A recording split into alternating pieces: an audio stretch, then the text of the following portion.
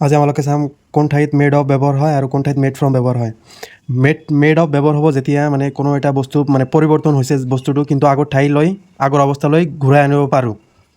আগৰ অৱস্থালৈ ঘূৰাই আনিব পাৰিলে সেই ঠাইত কি হ'ব, মেড অফ হ'ব। আৰু এটা বস্তুৰ পৰা আন বস্তু এটা বনোৱা হৈছে, কিন্তু সেই বস্তুটো আগৰ অৱস্থালৈ ঘূৰাই আনিব নোৱাৰোঁ, তেতিয়া কি হ'ব, মেড ফ্ৰম ব্যৱহাৰ হ'ব। তো আমালোকে চাওঁ। এক নম্বৰটো, দিছ কেক ইজ মেড ডেছ ফ্ল'ৰ। এই কেকটো দিছ কেক ইজ মেড ডেছ ফ্ল'ৰ। তো এই কেকটো ফ্ল'ৰৰ পৰা বনোৱা হৈছে বা আটাৰ পৰা বনোৱা হৈছে। তো আটাৰ পৰা বনোৱা হৈছে, আমালোকে কেক বনোৱাৰ পিছতো আটালৈ ঘূৰাই আনিব নোৱাৰোঁ, মানে আগৰ অৱস্থাত ঘূৰাই আনিব নোৱাৰোঁ। সেইকাৰণে কি হ'ব, ফ্ৰম ব্যৱহাৰ হ'ব ইয়াত। সেইটো কি হ'ব, মেড ফ্ৰম ফ্ল'ৰ। 2 নম্বৰটো, দিছ হাউচ ইজ মেড ডেছ ব্ৰিক্স। এই ঘৰটো ইটেৰে তৈয়াৰিত বা ইটেৰে বনোৱা। তো আমালোকে কি কৰিব পাৰোঁ, ঘৰটো ভাঙি ইটটো ওলাই আনিব পাৰোঁ আকৌ। সেইকাৰণে কি হ'ব, ইয়াত মেড অফ হ'ব। 3 নম্বৰটো, দ্য বটল ইজ মেড ডেছ প্লাষ্টিক। বটলটো প্লাষ্টিকেৰে বনোৱা হৈছে। তো আমালোকে আগৰ অৱস্থালৈ ঘূৰাই আনিব পাৰোঁ, বটলৰ পৰা প্লাষ্টিক ওলাই আনিব পাৰিম। তো কি হ'ব, মেড অফ হ'ব ইয়াত। 4 নম্বৰ, পেপাৰ ইজ মেড ডেছ উড।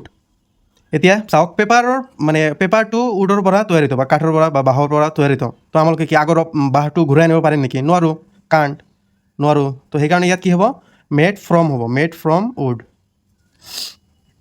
5 নম্বৰটো, চীজ ইজ মেড ডেছ মিল্ক।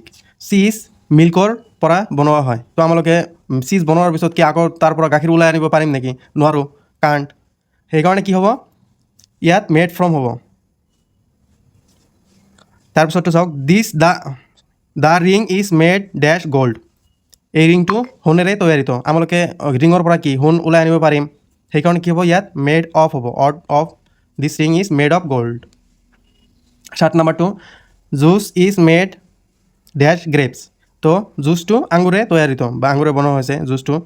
তো কি হৈছে, ইয়াত কি মানে জুচৰ পৰা আকৌ আঙুৰ লৈ আনিব পাৰিম নেকি? নোৱাৰোঁ। সেইকাৰণে কি হ'ব, ইয়াত মেড ফ্ৰম হ'ব, made from grapes. The socks are made ডেছ উল। মোজাযোৰ কি কৰিছে, ঊলেৰে তৈয়াৰিত। তো আমালোকে কি মোজাৰ পৰা আকৌ ঊল লৈ আনিব পাৰিম নে নাই? পাৰিম। সেইকাৰণে কি হ'ব, মেড অফ উল। তো এতিয়া চাওক, নাম্বাৰটো চাওক, দিছ ভাজ ইজ মেড ডেছ গ্লাছ। ভাজটো বা ফুলদানিটো গ্লাছেৰে নিৰ্মিত। তো আমালোকে কি গ্লাছটো বাছৰ পৰা আকৌ ফুলদানিৰ পৰা গ্লাছটো ওলাই আনিব পাৰিম নে নাই? তো এইটো কমেণ্টত জনাব কি হ'ব।